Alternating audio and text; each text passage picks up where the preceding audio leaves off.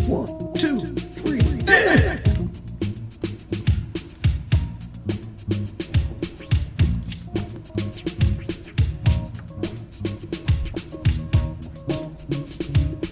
This is Amari Purple Talk. Yes.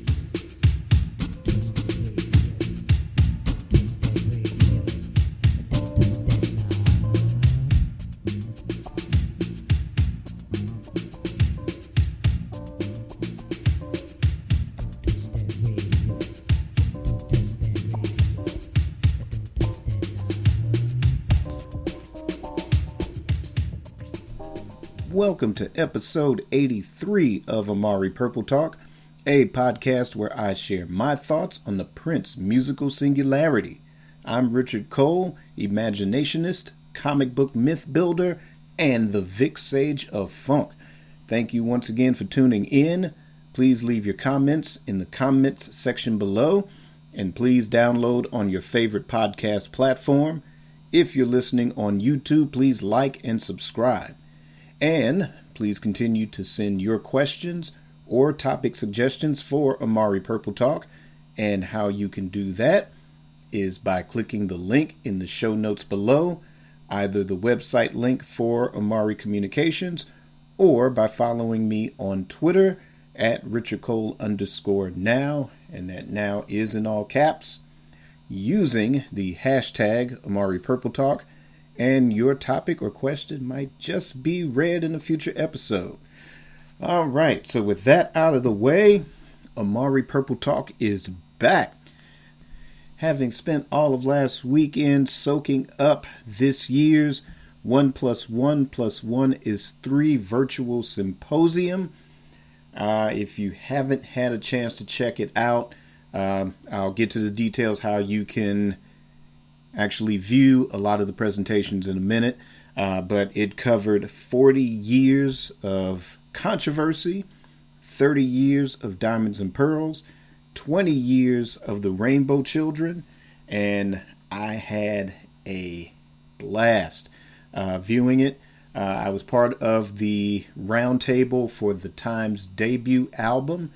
Again, check that out. I'll give you some details in a few. But I want to definitely first give thanks to D'Angela Duff and Arthur Turnbull for putting this massive thing together. Oh, man, I'm just impressed with the professionalism and just the great spirit by everyone, not just the roundtable participants, but the people tuning in as well. Also, shout out to my fellow roundtable panelists from the Times debut album. And that was moderator Michael Dean, Mark Wiggins, Ricky Wyatt, Eloy Lensanta, otherwise known as Prince's Friend. Thank you, brothers, for having me along. And it was a fun, entertaining breakdown of the Times' first album. So, a definite honor. I call these brothers the podcasters of cool, and it was great to be amongst them. Very spirited dialogue. And if you want to check out that roundtable and a lot of the other roundtables and presentations, I do have a link in the show notes to the Polishedsolid YouTube channel. So by all means, check that out. They also have roundtables and presentations from previous symposiums as well. So definitely check those out. If you're a Prince fan, you're going to get a lot of knowledge. For me, I would say out of the 3 from this year's, I would have to give an edge to Controversy being the favorite. But I do have respect for Diamonds and Pearls. It's an enjoyable album for me to listen to. Also, the Rainbow Children, to me, was an artistic statement, as well as, to me, what a Prince at that age, being around 40-something, should sound like with that well-produced maturity, not only in some of the lyrics, but the musical presentation as well. And I feel that is an album that should continue to get as much, I guess, analytical, critical listening. It should be debated, discussed for decades to come, and should rank it up there with a lot of Prince's classic works as well. But again, definitely check out those discussions. It's too many for me to name. I'd have to do a separate show on this, just the symposium alone. So I'll let you guys just check it out. And hopefully you tune in next year, because they're going to do it again next year. Hopefully I'll be back for it, as well as discussing the Time's second album. And also, too, there is like a virtual setup where it's kind of almost like a convention where you have booths. There'll be virtual booths. So by all means, if you check it out next year, there will be a booth for Amari Purple Talk. Hopefully we can set aside some time that's spent in between, or maybe a couple of hours, in between presentations and roundtables, to where each and every person with a booth, you can spend time. We can discuss things virtually, talk about Prince, talk about the show, and all of that. So definitely, yes, check it out next year. It's going to be a lot of fun. All right, and so with that out of the way, so let's talk about today's topic. And really the main topic of this episode is the truth for Record Store Day. All right, so again, the rumors are continuing to build about the truth being released as a standalone album on vinyl. There's no official word from the Prince estate or Sony, or even the Record Store Day page itself. They have not released the official listing. It is scheduled for June. And let me try to pull up the exact date. And that event will be June 12th and July 17th. And again, they have not officially released the full listing of what is released, or what will be released. There are a few items that you can pre-order. Nothing Prince or Prince related as of right now. But there's a few things that you might want to check out. Also, to check out whatever, depending on where you are and your local record store that's participating, they'll have that information as well. And depending on how things are in your city or state, but I believe you still can receive in-store. You can still do indoor shopping, or curbside pickup, or local delivery.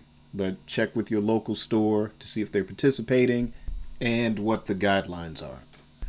So hopefully, this is something that will come to light. I think that the truth as a Record Store Day release, a standalone release, is a very good idea. To me, it's one of the best choices to do as a standalone release, and a very great choice for Record Store Day. And granted, there may be some of the fan base that would prefer maybe a Camille being released on vinyl for Record Store Day, or some other unreleased item, like maybe The Undertaker. But, to me, Prince is an artist. He's one of those few, and there's a very short list of artists that never overstayed their welcome. To translate albums that span decades. One of the few. I don't know. You can throw him in there with Frank Zappa. You can throw him in there with Bob Dylan. You can throw him in there with Neil Young. You can add Paul McCartney to this list now. And granted, like I said, there's, a lot of debate amongst the Prince fan base over what era is the best and whatever. But, Just think about this for a minute. He never overstayed his welcome. And, you know, some albums may translate to others better, but at the end of the day, at some point, there is an album that unites us all.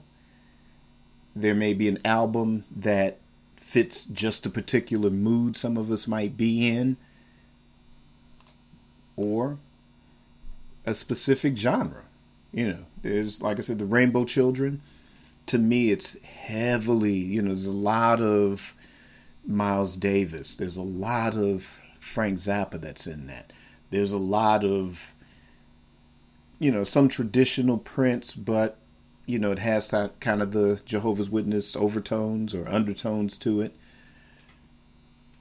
But it's a strong album. And again, that's one that deserves to be revisited and analyzed and listened to and debated. And, to me, it's a pretty strong work of art and deserved its place in the discussion with the symposium, celebrating its anniversary. And think about this too. I get to dialogue with a lot of Prince fans from around the world, via Prince Twitter threads, via the, symposiums, now, dialogue with other podcasters here and there. So, there's that instant feedback, an occasional follow of certain forums, be it a prince.org or, a housequake.com or something like that.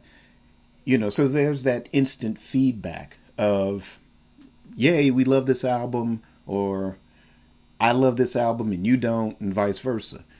But from a perspective of other styles of music that I might listen to, or I think I'm more of an isolationist when it comes to other genres.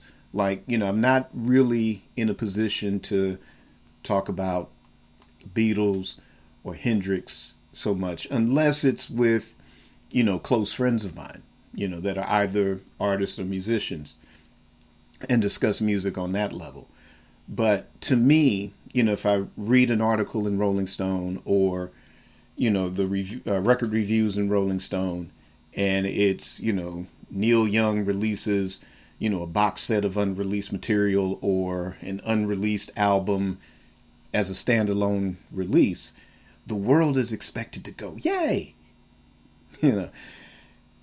Yeah, same thing with Bruce Springsteen. It's like, oh, this album from The Vault comes out, and the world is expected to go, yay! Now, again, there may be Bruce Springsteen fans or Neil Young fans that they have the same debates that we as Prince fans have. Like, oh, that album sucked. Or, oh, this album was a masterpiece. Or people should listen to this one more. Yeah, that one was the big hit. But this album was great too, and nobody listened to it. But again, with Prince, then something like The Truth is one of those albums that is like, okay, from day one, it wasn't designed to be Purple Rain 2. It wasn't designed to be Diamonds and Pearls 2. This was sort of not a 100% acoustic album, but a lot of acoustic influences are consistent throughout the record. The songs are very strong, and it's a damn good album to listen to. Just mellow out and listen. And some of the lyrics, depending on the song, yeah, something to sit back and reflect, think about the meaning,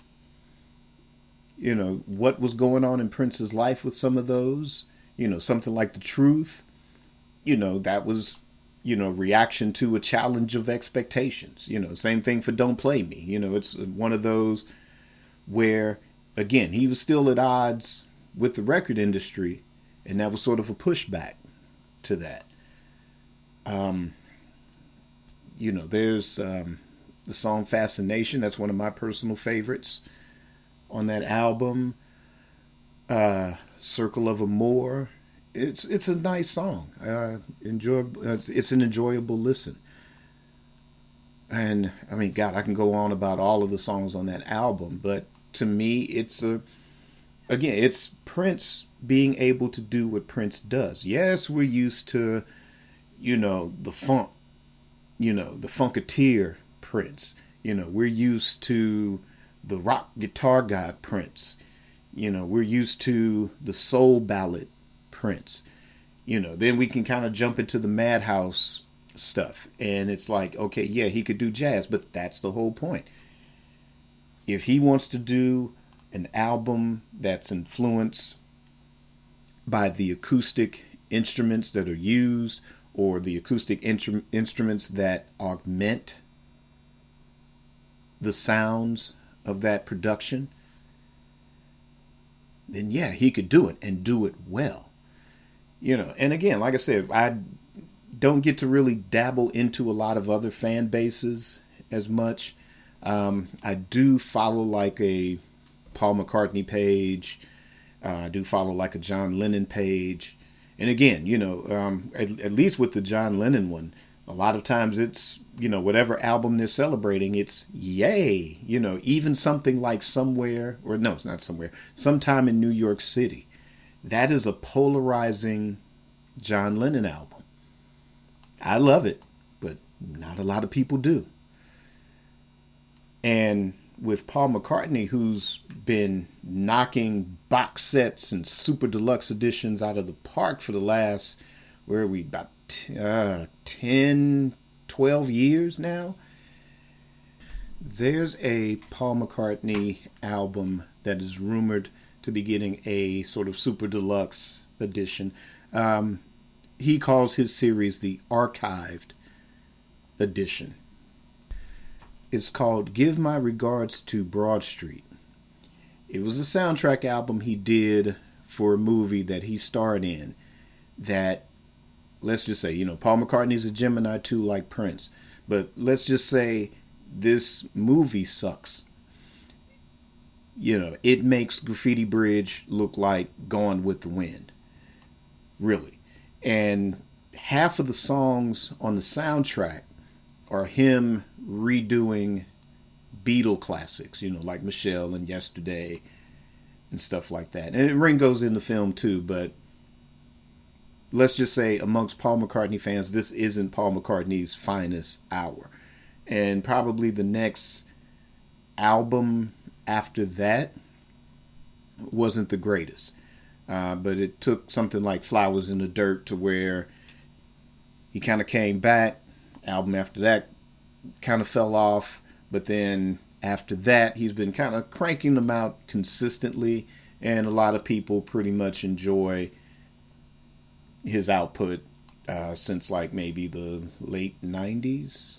Late 90s. But a lot of people are not happy that, if this rumor's true, there's going to be a lot of unhappy Paul McCartney fans, they say, unless there were songs intended for the album that got bumped in favor of the sort of Beatles covers that were used in the film. So they're hoping for an equivalent of what we would think a Graffiti Bridge box set would be. And, keep in mind, too, there's a lot of Prince material that would definitely work for Record Store Day. It could be an original compilation, kind of something like an originals style album, or, just a compilation of tracks from the vault that didn't necessarily belong on a particular released album. Like I said, you could do a special Dream Factory, you could do Camille, you can, there's so many you could do. You could do even live albums. You could do First Avenue 1984 or 83. You could put those out. But The Truth is a really good choice. I do enjoy it. And And I hope that it does get released on Record Store Day. Because, yeah, I would like to have that on vinyl. Now, I wouldn't mind a CD release as well. And they can pretty much do what they did with the Versace Experience, where originally on Record Store Day, it was released just as a cassette.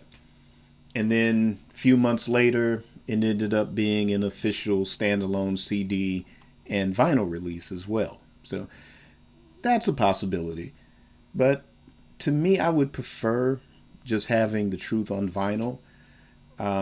Again, I wouldn't mind a standalone CD of the truth. But I have a feeling, and I'm going to speculate, that when it comes to Crystal Ball, if that's one of the official releases or reissues for 2021, that they would still include the truth as part of that set for CD. And I wouldn't mind that. The only thing I would like for that set as a whole would be to, number one, include the lyrics for Crystal Ball and a separate CD booklet for the truth that has all the liner notes and the lyrics and, whatever, some historical context on how this record was recorded. Talk to the engineers that were involved at the time, or some of the NPG that were around at that time, and getting a perspective on that material, because that's another one. There's so many great albums that got lost in the shuffle. Because, we did get Emancipation. That was a great album. Then it kind of went into Crystal Ball, which is more of a compilation, kind of a beat the boots, because the majority of those songs were heavily bootlegged, and that was kind of Prince doing his Frank Zappa thing by, okay, well, let me officially put this out so I can get my money. And, Prince with a sort of 0-hour decision. And I don't know if it had anything to do with the folding of EMI Records at the time, because they were the ones that did the distribution for Emancipation. But then the label got folded and then got absorbed by one of the larger conglomerates.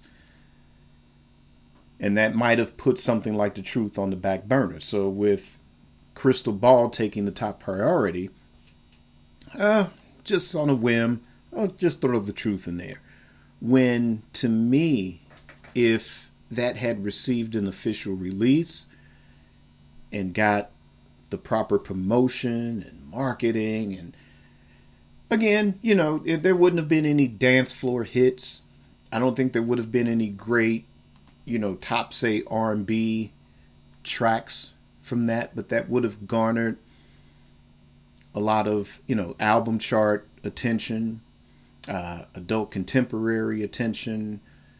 The whole Unplugged thing was still kind of going strong during that time. I think it would have garnered enough interest to maybe even secure a Grammy nomination too. Maybe even a Grammy win. Maybe not necessarily album of the year, but that could have been a possibility. We have to take a look at what was around during that time. And that would be a good alternate universe visit to see how that would have fared against some of the competing albums for that year. As I'm recording this episode, on top of the glass cover of my turntable, sitting on top of that is the recently released Jackson's Live, remastered on 180 gram vinyl. And the more that it's staring back at me, the more I can visualize the truth on vinyl sitting on top of this turntable, just as the Jackson's Live is sitting on top of this turntable. If you haven't checked out, I haven't done a review for this one yet. I just did like an unboxing video with this, along with some other CD purchases that I made. So be sure to check that out on the Amari Communications YouTube channel. But I'll do a vinyl CD, original vinyl comparison of that somewhere down the line. But I would love to do the same thing for the Truth album, in which I could compare the vinyl to the CD version and give you guys my thoughts. But what's most important is, what do you think about the Truth album? Do you think it's a great choice for Record Store Day? Is it one of your more anticipated acquisitions for Record Store Day? Or do you have an additional record that you would like to substitute the Truth for? Leave me a comment and let me know your thoughts. So we also talked about a little bit Crystal Ball. That was another album that was rumored for reissue, not on Record Store Day, but one of the big releases or big Prince releases for 2021. That seemed to be the front runner in the rumor mill, along with a Diamonds and Pearls Super Deluxe Edition. So for now, I'm going to speculate that both of those are still going to be a reality. Again, we have no official word from the Prince estate, no official word from Sony as far as the United States, and no official word from Warner Brothers for the rest of the planet. But again, with Crystal Ball, again, wouldn't mind having a brand new CD version of it. Again, the big selling point to me would be having a comprehensive liner note booklet. Wouldn't mind having the set on vinyl. And, I would prefer it just to be a standalone release. I know we have a lot of nostalgia for how this thing was originally packaged, having the Truth, and for some having Kama Sutra attached to it. But for me, I would just want just the standalone Crystal Ball. Because basically all it is, it's not a serious album, folks. It wasn't a concept album. All the songs weren't meant to go together. Again, this was Prince kind of being Frank Zappa in the moment and doing the same thing by just kind of, okay, you cats gonna bootleg my stuff? Well, I'm going to beat you to it. So I'm going to put it out officially, have my fans spend money on it. I get the money, you end up broke. So that's how it's going to be, and it's going to be that way all the time. So that's how that went with Crystal Ball, and I just want that to be a standalone release. As far as Diamonds and Pearls, again, this is the second sort of front runner in the rumor mill. That one too, I'm going to speculate, is an actual reality. Thanks to the symposium and a lot of the presenters and roundtables and speakers, I'm a little bit more sold on that being released officially. There are quite a few tracks from the vault or that were part of an original configuration of the album. There was, let me see if I can remember who that was. Okay. During the Diamonds and Pearls Roundtable, let's see, a couple of panelists. First, I'm going to start with Nicolay, who kept bringing up the first configuration of the album that was done right around 1990. Apparently, there was a little less involvement with the NPG, meaning there was less Tony M, maybe less Rosie Gaines. And this was more sort of a Prince album, but, maybe they still, the band itself played on the tracks still.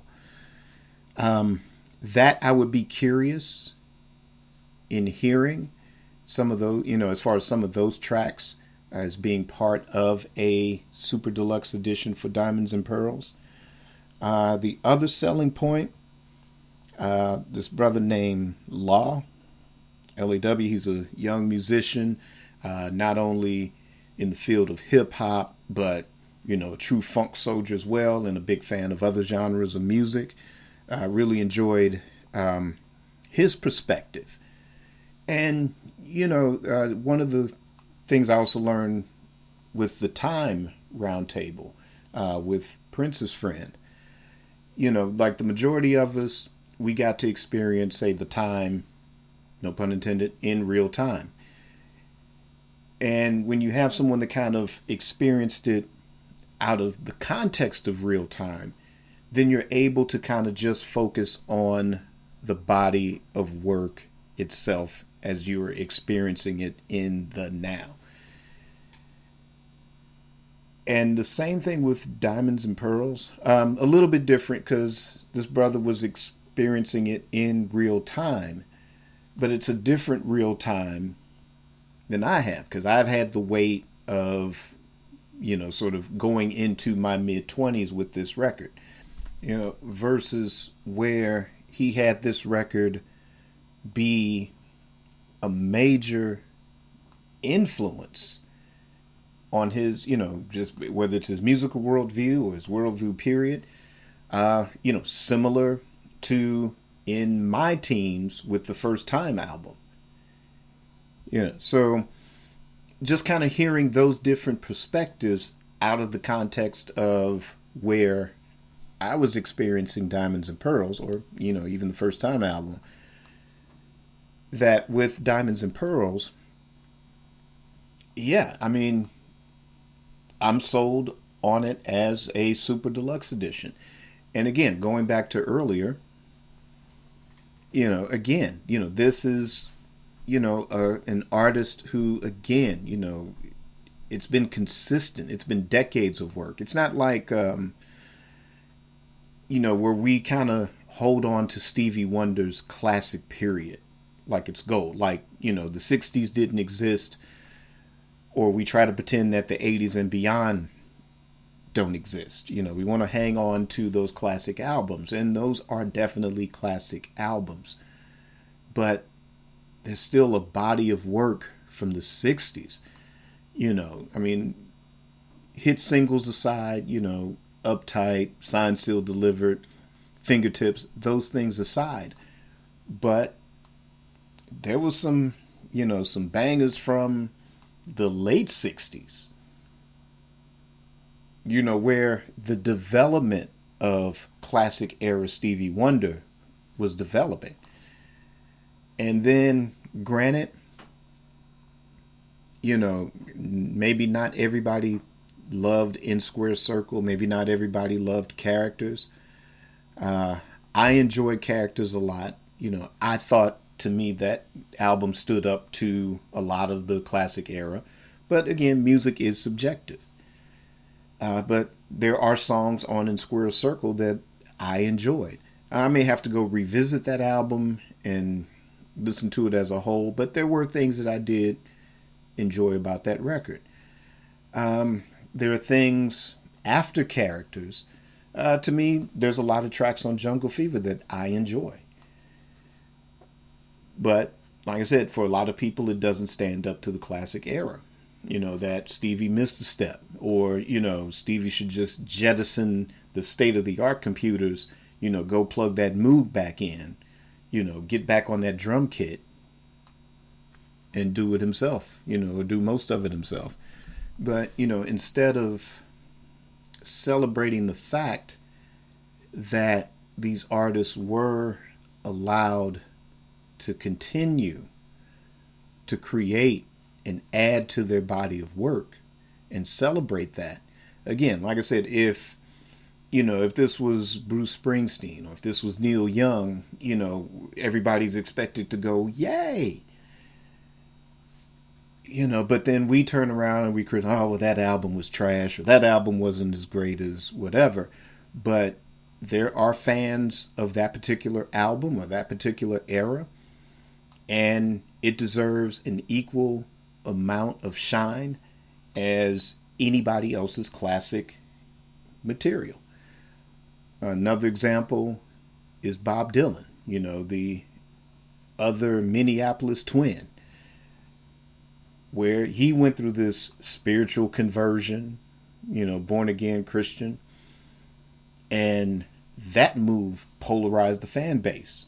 But yet and still, there's a box set commemorating that period. And people go, yay!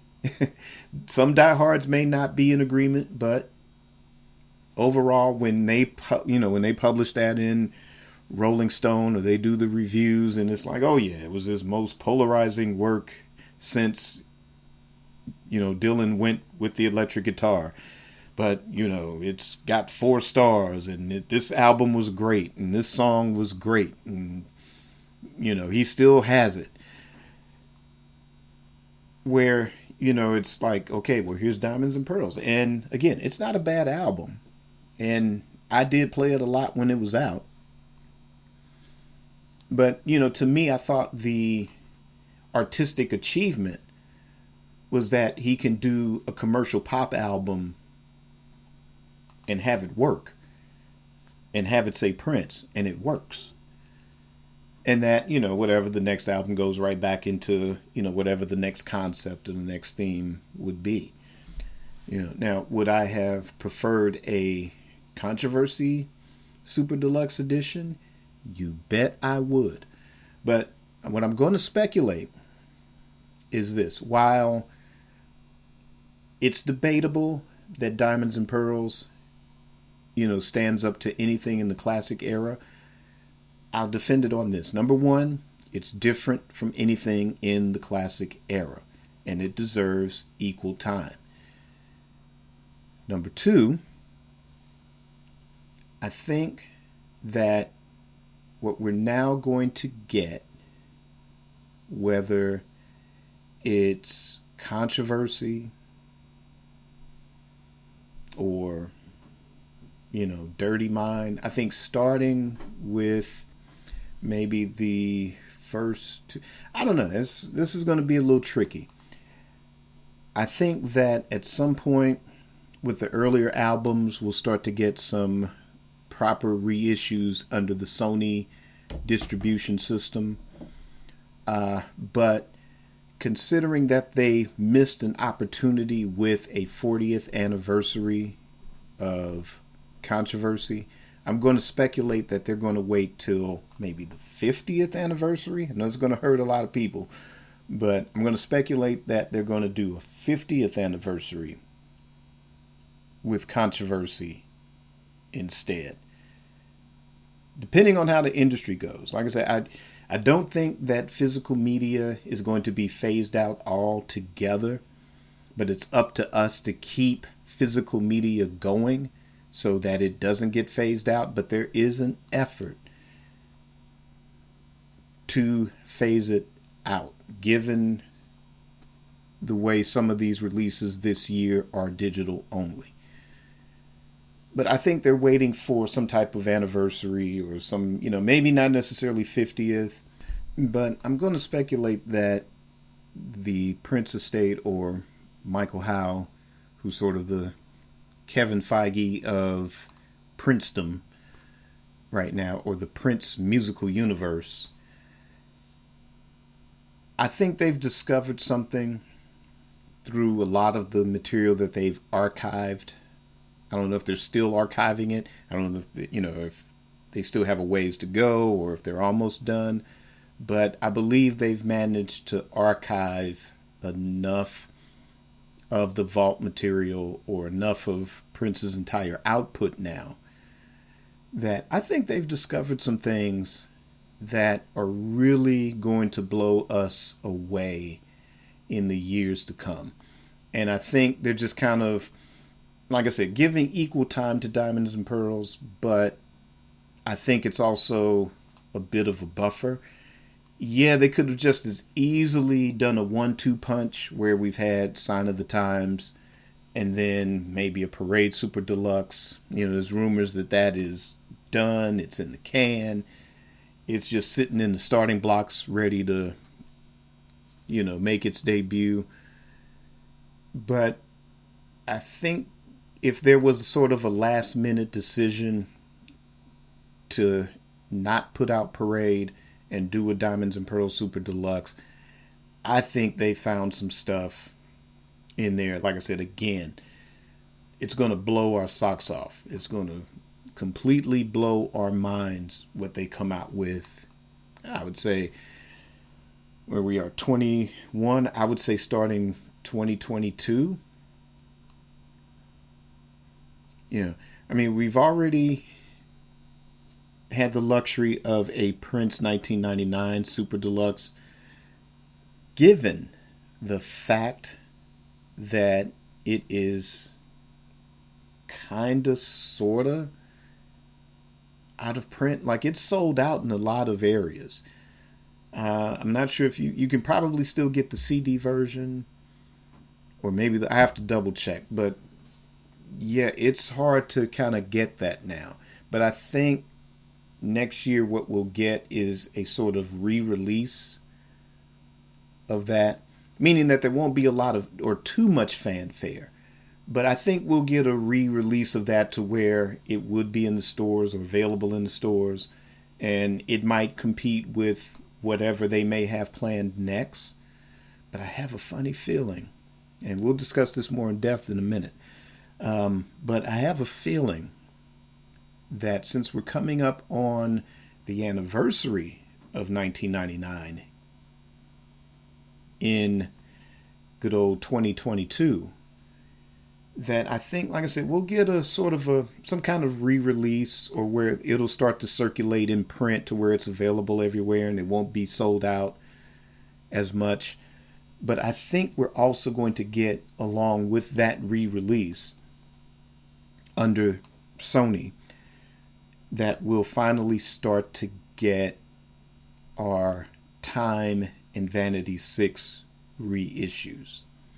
Because I've been hyped for that since that one Michael Howe interview where he kind of teased that possibility. And remember, possibility, no official word about it being released, whether it's Time albums, whether it's Vanity 6, or even Apollonia 6, or even Jill Jones or Madhouse, whoever. But just that leak, that sort of tease about the possibility of those things coming down, maybe in the next couple of years, or maybe next year or something like that.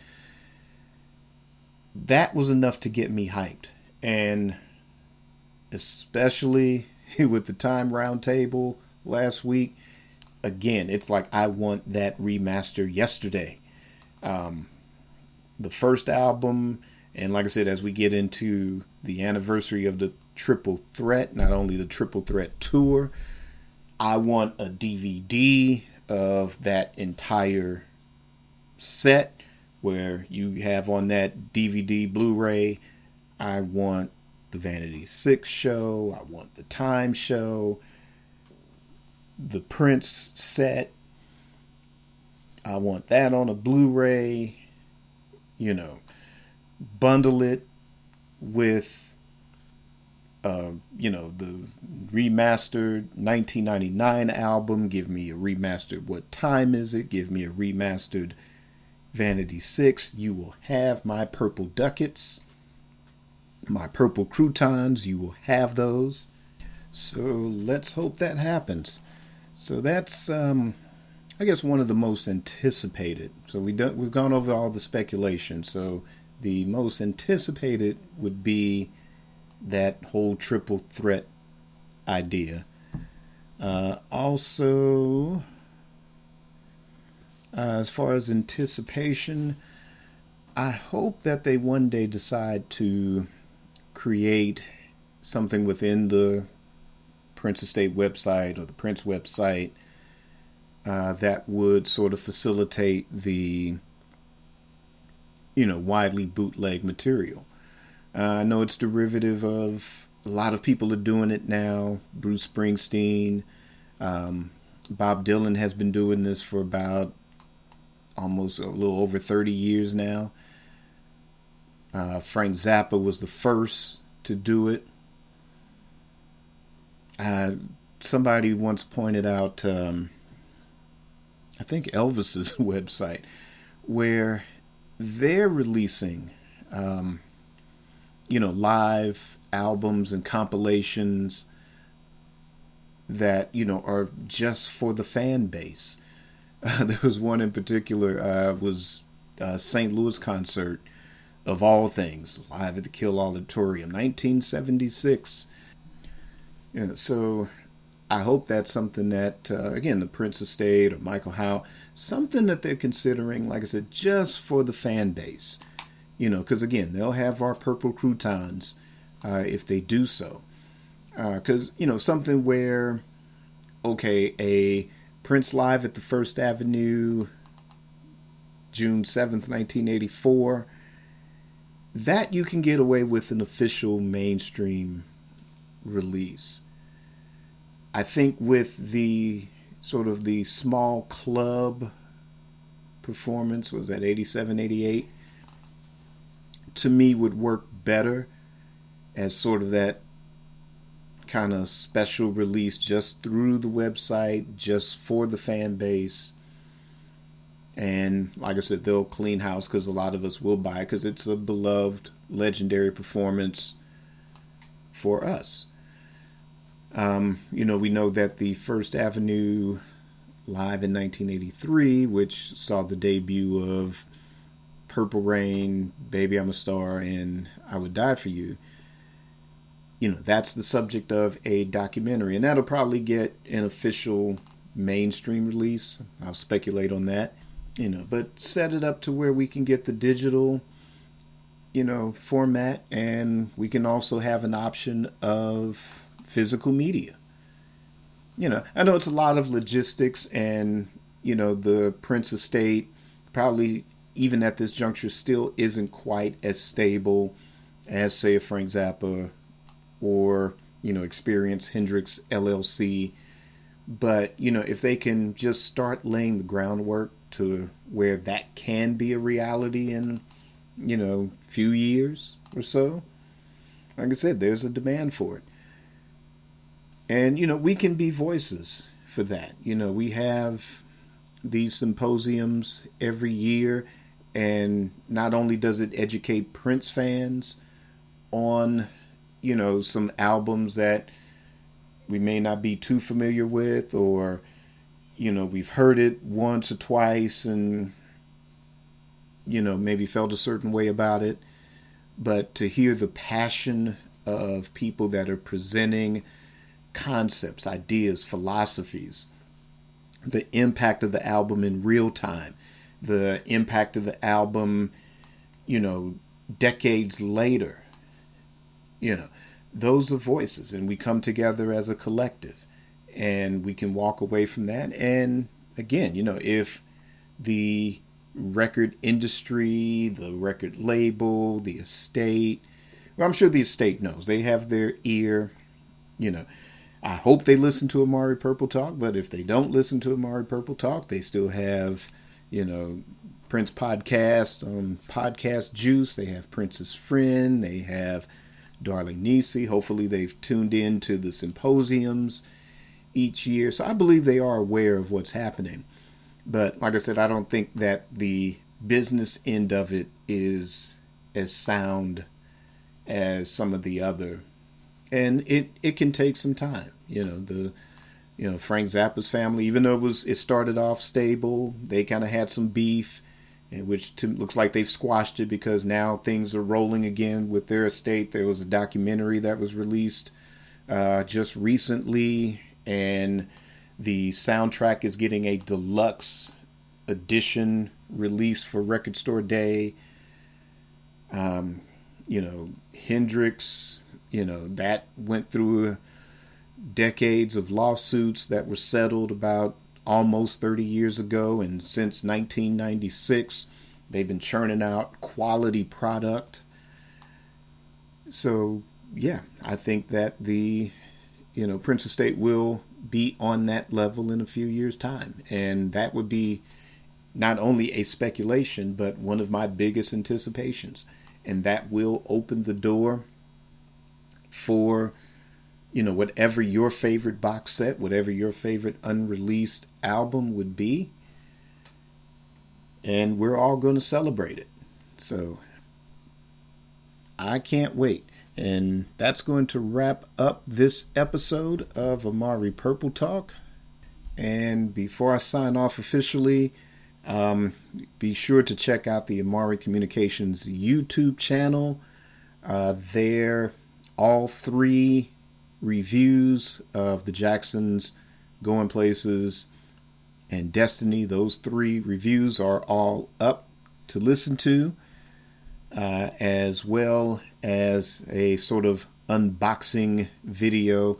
I was testing out the webcam because I needed that just in time for the symposium, and hopefully kind of take Amari Communications to the next level as well. So just trying to get acclimated to that and get a little bit better at that and do more stuff or even special stuff in addition to the podcast, where we can do unboxing videos or product reviews or something in that regard. So, but for now, definitely check out the sort of second webcam test. Forget about the first one, but check out the second one where I'm unboxing the Jacksons live and the other CD acquisitions. But in addition to that, also leave your comments in the show notes below. And thank you once again for sharing your time by listening to this episode. You can continue your support for Amari Purple Talk by either purchasing Amari Communications merchandise with items including, but not limited to, Amari Purple Talk t-shirts, mugs, masks. We also have the We Funk t-shirts, or you can make a Cash App donation for any amount you wish. Links are in the show notes or in the button in the Amari Communications channel banner on YouTube. And until then, be safe, be peaceful, be wild, keep it purple, and on the one.